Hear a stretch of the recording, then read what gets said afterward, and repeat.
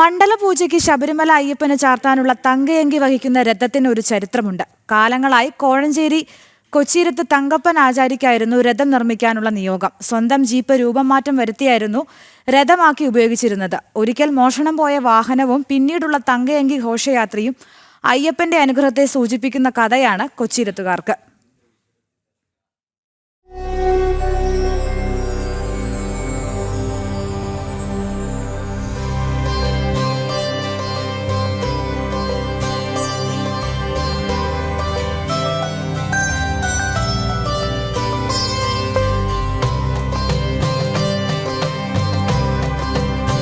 ആയിരത്തി 1973 ചിത്തിര തിരുനാൾ ബാലരാമവർമ്മ ശബരിമല അയ്യപ്പന് സമർപ്പിച്ചതാണ് 420 പവൻ തൂക്കമുള്ള തങ്ക അങ്കി. പിന്നീട് മണ്ഡലപൂജയ്ക്കായി തങ്കയങ്കി ശബരിമലയിലേക്ക് കൊണ്ടുപോകുന്നത് ആചാരമായി.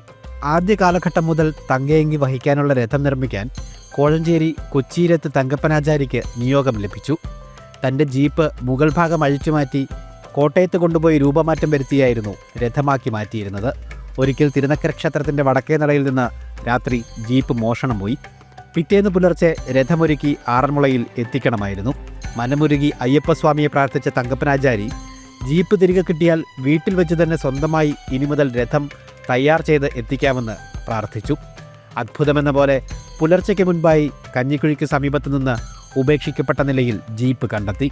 പിന്നീട് വീടുപണിക്കായി സൂക്ഷിച്ചിരുന്ന തടികൊണ്ട് ക്ഷേത്ര മാതൃകയിൽ വീട്ടിൽ വെച്ച് തന്നെ തങ്കപ്പനാചാരി രഥമൊരുക്കി. തുടർന്നിങ്ങോട്ട് വർഷങ്ങളോളം പതിവ് തെറ്റാതെ തുടരുന്നു.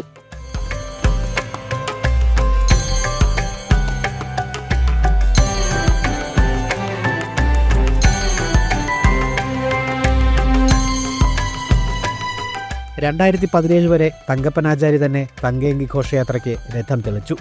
പിന്നീട് ഇങ്ങോട്ട് മക്കളാണ് നിയോഗം ഏറ്റെടുത്ത് ചെയ്യുന്നത്. ഞങ്ങളിപ്പോൾ 45 വർഷത്തിന് മുകളിലായത് കൊണ്ടുപോകാൻ തുടങ്ങിയിട്ട് അയ്യപ്പൻ്റെ ഒരു അനുഗ്രഹമായിട്ട് ഞങ്ങളത് കരുതുന്നു. ഇന്ന് വരെ മുടങ്ങാതെ കൊണ്ടുപോകാൻ സാധിച്ചു. ആദ്യം 2 വർഷം കോട്ടയത്താണ് ആദ്യം ഇത് ചെയ്തുകൊണ്ടിരുന്നത്. അങ്ങനെ ഒരു വർഷം ഇതുപോലെ വണ്ടികളെ പണിയാനായിട്ട് കൊടുത്തു കഴിഞ്ഞപ്പോഴത്തേക്ക് അന്ന് രാത്രി വണ്ടി മോഷണം പോയി.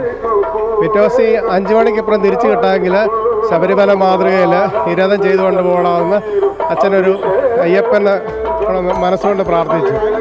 വെളുപ്പിന് 5 മണിയായപ്പോഴത്തേക്ക് വണ്ടി തിരിച്ചു കിട്ടി. പിറ്റേ വർഷം മുതൽ ഈ ശബരിമല മാതൃക 18-ാം പടി, കൊടിമരം, വെലിപ്പുര, പിന്നെ ശ്രീകോവിൽ ഇവിടെ അന്ന് മുതൽ ഞങ്ങളാണ് തുടർന്ന് കൊണ്ടുപോയിക്കൊണ്ടിരിക്കുന്നത്.